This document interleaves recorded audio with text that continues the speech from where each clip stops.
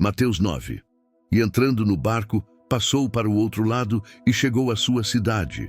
E eis que lhe trouxeram um paralítico deitado numa cama. E Jesus, vendo a fé deles, disse ao paralítico: Filho, tem bom ânimo, perdoados te são os teus pecados. E eis que alguns dos escribas diziam entre si: Ele blasfema. Mas Jesus, conhecendo os seus pensamentos, disse: Por que pensais mal em vossos corações? Pois, qual é mais fácil? Dizer: Perdoados te são os teus pecados, ou dizer: Levanta-te e anda. Ora, para que saibais que o Filho do Homem tem na terra autoridade para perdoar pecados, disse então ao paralítico: Levanta-te, toma a tua cama e vai para a tua casa. E levantando-se, foi para a sua casa. E a multidão, vendo isto, maravilhou-se e glorificou a Deus, que dera tal poder aos homens. E Jesus, passando adiante dali, viu assentado na recebedoria um homem chamado Mateus, e disse-lhe: Segue-me. E ele, levantando-se, o seguiu. E aconteceu que, estando ele em casa sentado à mesa, chegaram muitos publicanos e pecadores, e sentaram-se juntamente com Jesus e seus discípulos.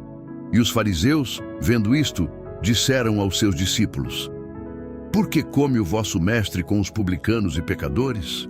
Jesus, porém, ouvindo, disse-lhes: Não necessitam de médico os sãos, mas sim os doentes. Ide, porém, e aprendei o que significa: misericórdia quero, e não sacrifício, porque eu não vim a chamar os justos, mas os pecadores ao arrependimento. Então vieram a ele os discípulos de João, dizendo: Por que jejuamos nós e os fariseus muitas vezes, e os teus discípulos não jejuam? E disse-lhes Jesus: Podem, porventura, andar tristes os filhos das bodas, enquanto o esposo está com eles? Dias, porém, virão, em que lhes será tirado o esposo, e então jejuarão. Ninguém deita remendo de pano novo em roupa velha, porque semelhante remendo rompe a roupa, e faz-se maior a rotura. Nem se deita vinho novo em odres velhos. Aliás, rompem-se os odres, e entorna-se o vinho, e os odres estragam-se.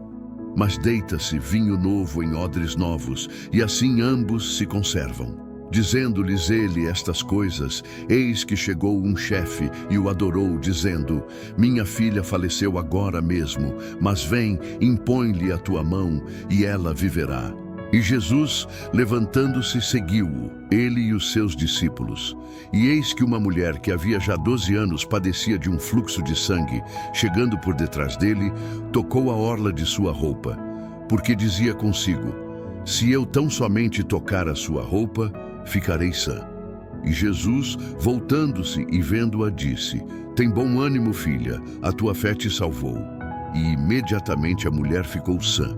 E Jesus, chegando à casa daquele chefe e vendo os instrumentistas e o povo em alvoroço, disse-lhes: Retirai-vos, que a menina não está morta, mas dorme.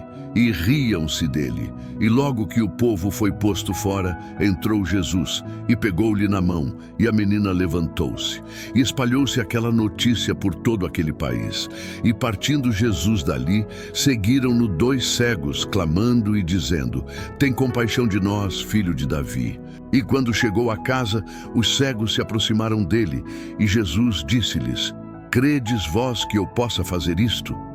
Disseram-lhe eles: Sim, Senhor. Tocou então os olhos deles, dizendo: Seja-vos feito segundo a vossa fé. E os olhos se lhes abriram. E Jesus ameaçou-os, dizendo: Olhai que ninguém o saiba. Mas tendo eles saído, divulgaram a sua fama por toda aquela terra. E havendo-se eles retirado, trouxeram-lhe um homem mudo e endemoninhado. E expulso o demônio, falou o mudo. E a multidão se maravilhou, dizendo: Nunca tal se viu em Israel. Mas os fariseus diziam: Ele expulsa os demônios pelo príncipe dos demônios. E percorria Jesus todas as cidades e aldeias, ensinando nas sinagogas deles e pregando o evangelho do reino e curando todas as enfermidades e moléstias entre o povo. E vendo as multidões, teve grande compaixão delas, porque andavam cansadas e desgarradas, como ovelhas que não têm pastor. Então disse aos seus discípulos: a ceifa é realmente grande, mas poucos os obreiros. Rogai, pois, ao Senhor da ceifa que mande obreiros para a sua colheita.